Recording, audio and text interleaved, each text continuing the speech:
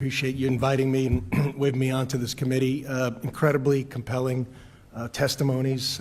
Just feel so much emotion towards each one of your testimonies. Certainly to the Fitzgeralds, beyond condolences, the Stevens, Ms. O'Connor, Mrs. O'Connor, so many real life situations that you're expressing to us. Your testimony is very real. And it must be very frustrating for me to hear some want to deny the realities of crime, of the sense of safety that people have.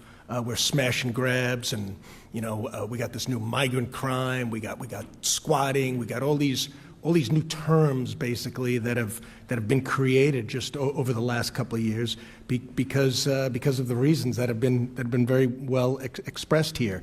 Also the character of the district attorney. I mean, the list goes on. Us in Pennsylvania know this individual and know his shortcomings, and yet he does get reelected overwhelmingly, and he can't even tell the truth about whether or not he knew about being here, which under testimony, Dr. Fitzgerald stated emphatically, yet was even questioned. Even that was not treated in a credible manner.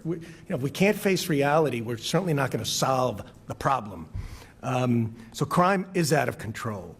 Since Krasner's been in, murders in Philadelphia, no matter how you slice it, are up over 30%.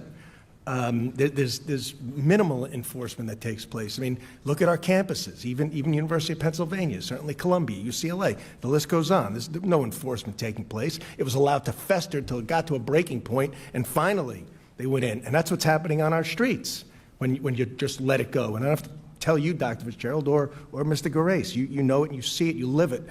So the reasons are we've discussed. Prosecutors are simply not prosecuting.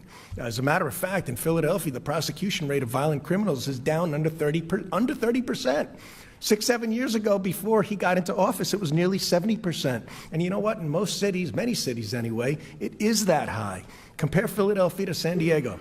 San Diego has a prosecution rate above 70%. Krasner, by the way, no longer provides the data on his prosecution rate. So we think it's about 30%.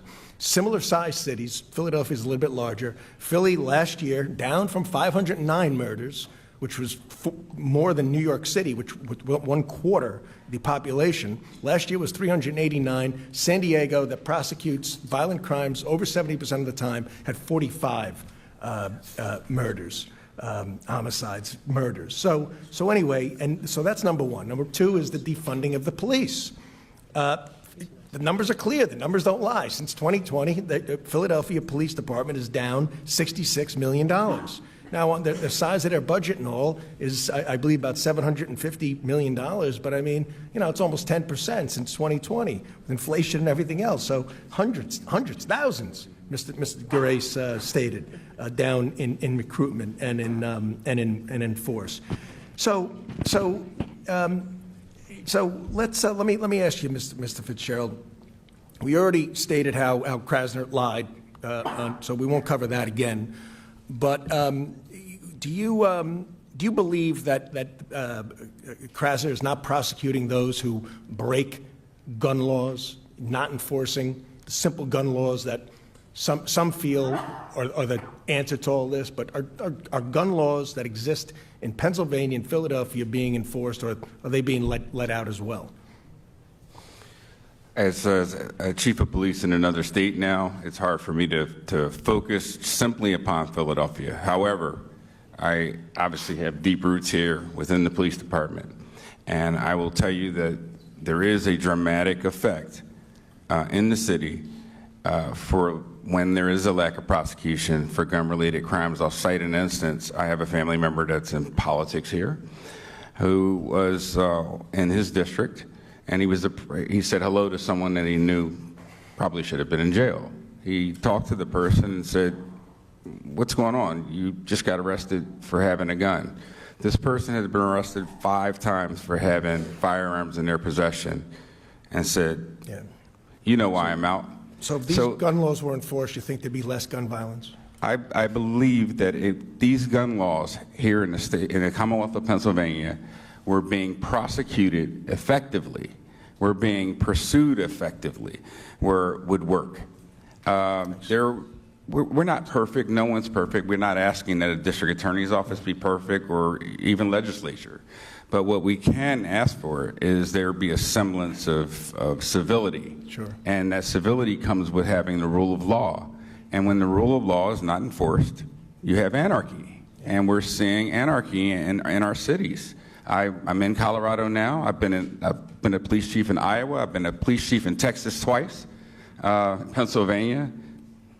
Fortunately, I'm able to sort of see across the country what the ebbs and flows of violent crime, cause people and what gun-related violence cause.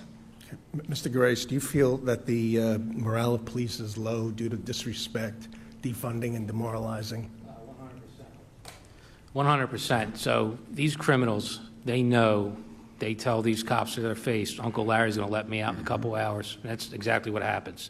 So the numbers in these carjackings and shootings, one of the reasons why juveniles are being ushered in, they're being arrested, and they're out within 5 hours. And we all know if the juvenile gets in trouble for something, there's no consequences, they're going to keep going. What can we do about it? Prosecute the crimes. I mean, this is almost a banana republic. It's a joke. It was mentioned as a circus. I know where the clowns are.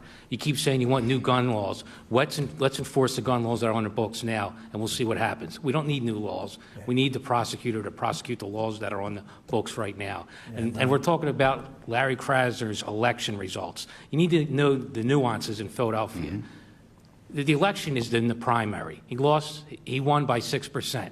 17% showed up to vote. That's it. Yeah. You can put a teddy bear could win the primary, and when it came to general election, the Republican will lose to the teddy bear in Philadelphia. That's the way it is. Ms. O'Connor, I'm going to give you a last word, please. Is there anything that you'd like to say to Larry Krasner if he did show up as he was invited? Excuse me, I'm questioning right this moment. Did you folks? Did you invite him? The gentleman here did. Oh, hold on a second. Larry Krasner stated that he did not know about, whether we were invited or not, he did not know about the hearing. And Dr. Fitzgerald testified under oath that he did, in fact, know about the hearing. So, excuse me. I think the chairman addressed that a few minutes ago. You want to sit there and defend George Soros? You're the one here who receives contributions from him. Larry Krasner receives $1.5 million. I'm in the middle of my testimony. I'm asking how Mr. Fitzgerald knew that Larry Krasner knew about this hearing. No, we did not. I'm going to let Mr. Fitzgerald explain it because he said it right. What he said was there was a hearing. He told the district attorney Krasner there was a hearing, and after that, a week and a half later, Mr. Krasner said he didn't know about the hearing.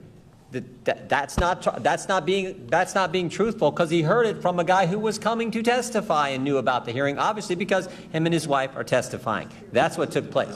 Well, Mr. Chairman, just to remind you of what you just said a few minutes ago, you stated that the committee had not invited. No, I was Mr. clear Krasner. about that. We didn't invite him. I think that was the only point that was being made. The witness, Dr. Fitzgerald, notified them clearly of Mr. Chairman, I would point out that there is no point. Hang on. The time belongs to Mr. Meuser. Mr. Chairman, I would point out that there is no point to Mr.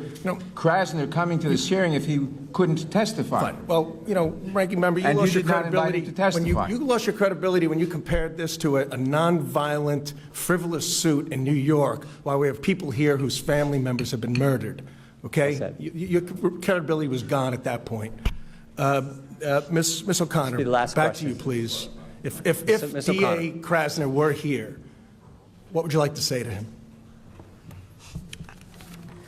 I think I said it at the end of my testimony.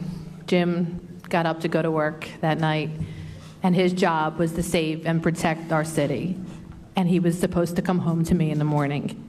He did his job. If you did yours and kept criminals where they're supposed to be, behind bars, maybe Jim would still be here today. Do your job. Thank you. I yield back, Mr. Chairman.